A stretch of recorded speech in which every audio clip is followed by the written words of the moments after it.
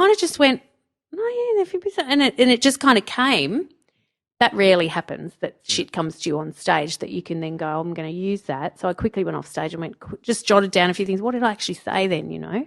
And so that'll become quite a good bit, I think, eventually. Yeah, that was hilarious. Yeah. You know, I wanted a Fitbit after doing that. You should get like royalties or something, right? Yeah, I don't know. I was like, fuck, Ellen's got a Fitbit. I want to go and buy myself a Fitbit. Their target market. Someone who's yelling at their Fitbit, fuck off. And then we can menstruate together and wear our Fitbits. Yeah. there's an app. There would idea. be an app. There would be an app. I was thinking how... so I've probably listened to everything that Bill Burr has ever done on YouTube. Yeah. What I think is really cool about him is when he recreates, say, a new show or something, what he's kind of known for, say, he always does some sort of bit about overpopulation. Yep. That's one. And then he'll do another bit about his dog, say. And then let's pretend there are, say, 5 things that Bill Burr is known for. Yeah. I've noticed he recreates going on those same 5 things so you can come along. You got to come along, see Bill Burr. He's hilarious. He does this thing about that theme, but every new show he still gives you that theme, but another joke in that show. I think it's really because we're now in this age where comedy's gone so far that's all on YouTube. Yes. So they're actually sort of playing with YouTube, like. Everyone's going to hear this. Once it's out, it's out. You know, it's going to be hard to do again to these big crowds who've definitely seen it on YouTube. Yeah. So I'll give them the same thing. I think it's really clever. Yeah. They kind of worked it out. It's easier for themselves, I bet. Yeah. Like, all right, another joke within that thing. Yeah. And everyone who loves me still gets the same thing. I love it. It is really hard because you go, I know that if I want to do my best show, I want to do my best material. But how long can you keep doing that material for? But what happens with the material is it changes. You know, like I've been doing some of my material for maybe 8 years, but if I could look at footage of it now from 8 years ago to how I deliver it now, it's a completely different gag. But I go, it's the same old stuff. It changes. Things happen on stage that you go, you might write a gag and you go, that's the big hurrah. And there was one in particular that I was doing that I had this I thought it was the best punchline at the end, but I was getting the big laugh before the punchline, just in a bit that was kind of just a little explosion, I thought. But it was, rah, everyone thinks that's really funny. And then I'd go, no, but wait, how about this? And they'd go, no, the other part was funnier. So I just went, fuck, I have to dump my genius punchline. What you sometimes think is the best part isn't the best part. And you can't test that until you go on stage. It's incredible. You have an idea of what is funny and what is going to suit your style and all that stuff, but you never know until you get on stage whether you can articulate it and make it funny. You'll be doing your set, your stories. Yeah. You're playing with noises, pauses. Yeah. And isn't that crazy? And often you're just speaking these words, blah, blah, blah, blah, blah, rah. That worked. Put a longer pause there. Oh, didn't work. Yeah. Bring that pause back. Drop that end off that sentence. Yeah. And that's what it becomes to you, to the punter. That story was great. Yeah. She just seemed to just go blah, blah, blah, blah, blah. But you've just go, no, I'll just trim that there, put that there, drop that bit off the end. Yeah, that's so crazy, isn't it? You can kind of get into this loop where you're thinking something, but out of your mouth is coming something else. You know, you're actually running through the motions of doing your material, and in your mind you're just going, fuck, how am I going to deal with that guy over there? I've got to say something to him. You know, I've got to, and then, whatever. Wow. I mean, we're not geniuses, but... Have you ever gotten angry? At people? Yeah, like some heckler and you just lost your... I can't... No. And then from then on everyone went, woo. No. Okay. I've seen it plenty of times. Yeah. I saw it not long ago, actually. I was emceeing and a guy was doing the feature. And there was a lady who was in the front. This is tricky. She was in the front row and she was in a wheelchair and she was sitting with a whole lot of other disabled people in wheelchairs. So is she disabled? You would assume she is, right? And she's yelling things out to me. So while I'm opening up the show, we're having a bit of fun. So this is one of the things she yells out. My husband's got a prostate. What? So I go in my mind, yeah, she's disabled. Because who the fuck just yells that shit out? Yeah. Cindy. Yeah. Okay. So I just went, wow, well, has he got arms and legs too? Yeah, You yeah. know, like, Yeah. he sounds interesting. I just kind of dealt with her in that way. And then, you know, I brought on the support act and I said to her before the support act, you know, you have to be quiet now because everybody just wants to, you know, so I'm kind of talking to her like she's a little child. Then the feature came on and he's sort of an aggressive guy anyway, very funny. And I thought, oh, he's on now. He's a 20-year veteran. I can go and have a cup of tea. Right. As you do. So I'm out the back having a cup of tea and then I just kind of hear, like I'm like, something's not right out there. Atmosphere. Something's not right out there. This is probably hard. You know, he'd probably pushed out maybe half an hour. And I get out there just to hear him saying, fuck this. Fuck this, something like that. And I'll see you in the car park. CUNT. Wow. What? And I've just gone, Are you and he joking to comes the lady in flying- the wheelchair? Well, I don't know who he said it to. So he comes flying off the stage with this look of rage in my mind, in his face, and I'm going, oh my God. And I had to get back on stage. Oh my God. And so this is one of those nights that in my mind I'm going, oh my God, is he in the car park killing someone? Because he's capable of it. Is he in the car park killing someone? And blah, blah, blah, let's lighten this up again, you know. And that was really tough, actually. And I got them back. Like I said to them, wow, this feels different to when I was here last. Wow. Because when I left the So stage, where it did was he all go? beautiful.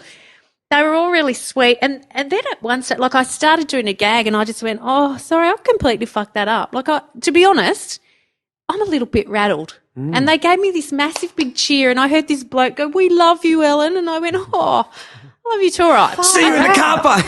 yeah. So where did he Anyway, go? To the car park? No, he didn't go to the car park. Nobody got killed or anything. But so it turns out the woman was really pissed and had a broken leg. That's why she was in it. Oh, right. So she really amped it up when he came on stage, and because this is what the audience told me at the end. He's trying to do his thing, and they're really loving him, and she just kept interrupting, and he actually lost it and said some really full-on things. But her husband had turned up at this stage. And so he's going to this woman, listen, just shut the fuck up. You know, like nobody wants to hear you. He put down his bourbon from the back of the room. Yeah, so the dude's gone, you can't speak to my wife like that. And he's like, well, all right, I'll see you in the car park then. You know, like it all just escalated very quickly. I never have. I did have a guy one night, you know, where I just said to him, dude, I didn't see your face on the poster when I came in. Like nobody has paid $25 to listen to you, you fucking idiot. You know, like I've been so nice to you all night. You need to shut up. I was the MC. It was at the Arts Centre. Yeah, right. And he kind of arced up, and they just came straight over and threw him out. And it was the best throw out I've ever seen. They used to have this giant big Maori bouncer, and he just pulled the guy's chair back, and the guy stood up, and before he could turn around and face the bouncer got him around the waist and pinned his arm, so he was just like a pencil. And he's just leant down a little bit and then picked him up so his feet are off the ground, and he's literally just looking at everybody with his arms like, going, put me down. And he's like, shh. And we all just watched him walk out, and I was like, how awesome is that? Yeah. Like, it's the most gentle throw. I don't know what happened outside. I needed to do that to the lady in the wheelchair and break her other leg. Yeah. But there would have been, I bet everyone was thinking, oh, what's the story there? Yeah, exactly. It was hard. It was hard because I went backstage and I said, look, there's a table, and there often is at this venue, and they love it. You know, their carers bring them along and they have a really great time, you know. And sometimes, you know, there's one really sweet girl who comes, you know, and I did the gag on Saturday night about my dad dying. You know, I said, oh, my dad died recently. And this really sweet woman at the front, she goes, oh, Ellen, that's really sad. Oh. And I went, oh, thanks, darling, but it's not. It's fine. I don't want to make you sad. I'll keep on going. And she goes, no, but it's really sad if you love your dad. And I'm like, yeah, it is. You can't acknowledge. You can't go to her. Yeah. Shut up. You know, she's being really sweet. But inside you're hoping, oh, please, let's not carry this conversation. Yeah, because we need to stop now. People are going to start crying thinking about their dads, you know, thinking about their dead dads. Yeah. What was that? Bang, bang, bang. No, I didn't hear it. I heard anyway, carry on. You did? Yeah, go keep talking. Yeah, maybe someone's here. So getting back to my question, I'm dying to know because I haven't been there in years. Mullumbimby. Yeah. Is it all Great. it's cracked up to be? Oh, yeah. I wouldn't live anywhere else. I think I've only driven through it. Yeah. And it's got that, Mullumbimby is where, the grass grows. Yeah. It's great. Yeah. Look, I would not we live out of town on a property, and I hope to just get too old to live on that property. You know what I mean? I don't ever want to live anywhere else. I love it. I love, it's a great place to bring up kids. I mean, like anywhere, it's got its problems, and I remember when we were thinking about sending the kids, where they were going to go to high school, and I just said, well, they're going to Mullumbimby High. Oh, what do you want to send your kids there for? Well, what's the next option? Well, Isn't you it send miles them from to a private school in either Lismore or, Murwillumbah, Mount St. Pat's or something. My kids are the bloody long-haired, skinny jeans skate park kids. Cool. If I sent them to a private school, they would hate us, so there goes our relationship with them. And I don't think they'd do any better. They're doing okay. And what I love about them being at a school in a small country town, we know all the parents of all the kids they hang out with. Yeah, so when they go, I'm going over to his house, I know what happens at his house. Yeah. You know what I mean? Whereas if they're going to school in Lismore and they're going, I'm going to Jono's place in Lismore, I've never met Jono's parents. Who are they? You know what I mean? Yeah. So I love that. I love that if they tried to wag, every single shop owner in Mullumbimby knows me, and they would be on the phone going, your fucking kids are in town at 1 o'clock in the day. What's going on? Yeah. And I could be there. What's the population of? It's about, the actual town is probably about 2,500. Yeah, right. But then you've got all those little feeder kind of villages, Federal and Coorabell and Maynarm and Wilson's Creek. Can I ask you an annoying one? Yeah. Iggy Azalea. Yeah. Yeah? Do you know the family?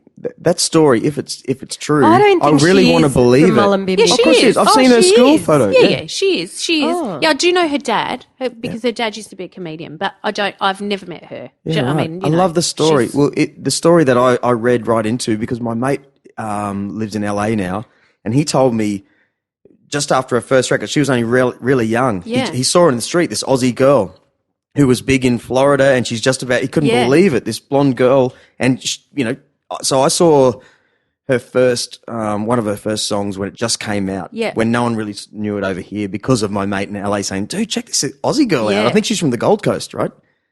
So I was flipping out about Iggy Azalea and that song, Pussy. That's this really, I went, wow. I read right into it, how she skipped town. She told her folks, this could be completely wrong, but this is what she wrote in Rolling Stone, I think. She told her folks she was going to LA for 2 weeks with her girlfriend, but she didn't come back for 18 months. She ended up going to Florida. It was like, we wanted to go and be rappers, and look at her now. Great story. I'll have to educate the chick down at the coffee shop, because we had this discussion. She's like, I grew up in Mullumbimby. I went to school there. She's my age. I don't know her. I'll have to educate her that it is actually Yeah, true. Well, that's not her name. No. Iggy Azalea is not her name. So, she wouldn't have gone to school with someone called Iggy Azalea. No, but there was no Dr. Dre at Roachdale. Yeah.